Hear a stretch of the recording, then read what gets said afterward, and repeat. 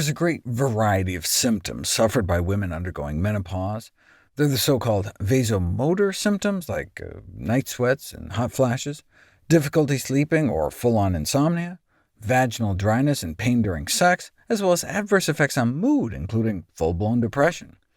Might exercise help? Exercise can certainly help with physical and psychological quality of life in general, but unfortunately there's no evidence for the effects of exercise on menopause-specific symptoms. Researchers are getting desperate when they try to see if giving people pig placenta will help. Spoiler alert, it doesn't. Well, we know oxidative stress, which is a consequence of excessive free oxygen radicals or impaired antioxidant defense, is linked not only to diseases such as diabetes, obesity, and cardiovascular disease, but also menopausal symptoms like hot flashes. Low free oxygen radical defense is associated with more menopausal symptoms, just like having a diet with more antioxidants is associated with fewer menopausal symptoms. In fact, a high intake of fruits and vegetables may delay the onset of menopause in the first place, thought to be because the presence of antioxidants in fruits and vegetables may counteract the adverse effects of free radicals and the number and functional eggs you still have in your ovaries. Whereas the reason high meat consumption has been related to degenerative diseases may not just be the saturated fat and cholesterol, but the pro-oxidation products generated during their production, storage, digestion, and the metabolism of meat. Similarly, since a pro-inflammatory diet has also been associated with higher menopause-specific somatic symptoms, meaning like hot flashes and sleep issues, that would mean moving towards a more plant-based diet, packed with anti-inflammatory components like fiber, and away from pro-inflammatory foods containing saturated fat and cholesterol. No wonder whole plant foods intake has been associated with fewer menopausal symptoms.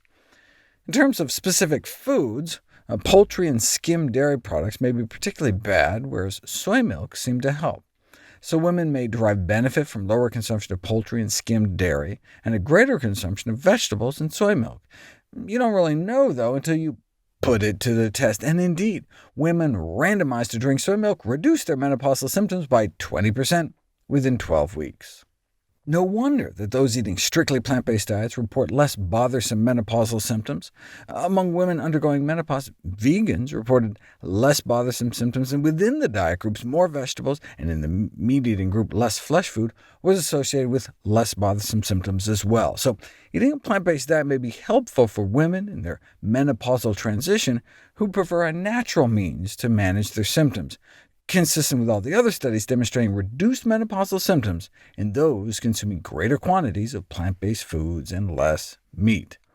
But again, maybe there are other reasons healthier eaters have fewer symptoms. You can't prove cause and effect until, you guessed it, an interventional trial to see if changing your diet actually reduces symptoms. And in this study, where women were encouraged to decrease fat and increase fruit, vegetable, and whole grain intake, they were significantly more likely to eliminate their vasomotor symptoms like hot flashes and night sweats compared to the control group. So it's certainly not all or nothing. And within a plant-based diet, those randomized to a meat-free diet with daily flaxseed oil, walnuts, and almonds did better than those randomized to the same diet, but with daily extra virgin olive oil. After 16 weeks, the vegetarian diet that was rich in omega-3s did better, reducing vasomotor symptom frequency.